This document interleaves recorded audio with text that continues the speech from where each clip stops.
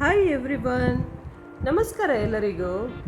ಈಗ ಮಾವಿನ ಹಣ್ಣಿನ ಸೀಸನ್ ಅಲ್ವಾ, ಅದರಿಂದ ತುಂಬಾ ವೆರೈಟೀಸಿನ ಮಾವಿನ ಹಣ್ಣು ನಮಗೆ ಮಾರ್ಕೆಟಲ್ಲಿ ಸಿಗ್ತದೆ. ಇವತ್ತು ನಾನು 2 ಟೈಪದ್ದು ಮಾವಿನ ಹಣ್ಣು ಕಟ್ ಮಾಡ್ತಾ ಇದ್ದೇನೆ.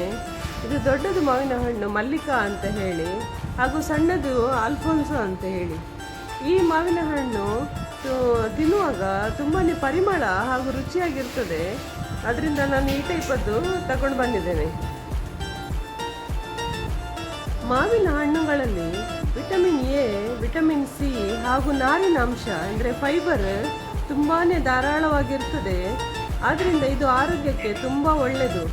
ಸ್ಪೆಷಲಿ ಈ ಸೀಸನಲ್ಲಿ ತುಂಬಾ ವೆರೈಟೀಸ್ ಮಾವಿನ ಹಣ್ಣು ನಮಗೆ ಸಿಗೋದರಿಂದ ನಮಗೆ ಬೇಕಾದದನ್ನು ನಾವು ಸೆಲೆಕ್ಟ್ ಮಾಡಿ ತಂದು ತಿನ್ಬೋದು. ಆದ್ದರಿಂದ ಖಂಡಿತವಾಗಿ ನೀವು ಮಿಸ್ ಮಾಡಬೇಡಿ. ಮಾವಿನ ಹಣ್ಣನ್ನು ತಂದು ಎಂಜಾಯ್ ಮಾಡಿ, ಹಾಗೂ ನಿಮ್ಮ ಆರೋಗ್ಯವನ್ನು ಕೂಡ ಒಳ್ಳೆ ಇಂಪ್ರೂವ್ ಮಾಡಿ.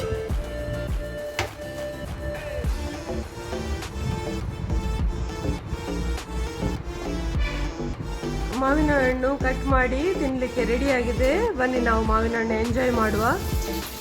ಇದರಿಂದ ಜ್ಯೂಸ್ ಕೂಡ ಮಾಡ್ಬೋದು, ತುಂಬಾ ಟೇಸ್ಟಿಯಾಗಿರ್ತದೆ. ಸೊ ಮಾವಿನ ಹಣ್ಣು ಬಗ್ಗೆ ಇನ್ಫಾರ್ಮೇಷನ್ ಕೊಟ್ಟಿದ್ದೇನೆ. Thank you so much.